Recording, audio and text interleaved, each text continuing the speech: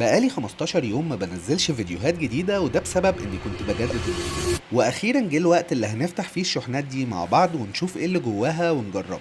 مش عارف بصراحة ابدأ بانهي شحنة دي ولا اعتقد هي دي.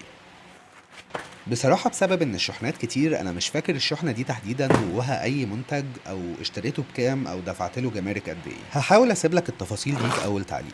عايز اقول لك اني في ال 15 يوم اللي فاتوا كنت سايب كل اللي ورايا ومركز بس في تجديد الاستوديو، وده طبعا عشان احسن جودة المحتوى اللي بقدمه لكم عشان يليق بيكم. فلو عايز تعرف تفاصيل اكتر عن الاستوديو الجديد اكتب لي في التعليقات وهعمل لكم فيديو نتكلم عن كل حاجة.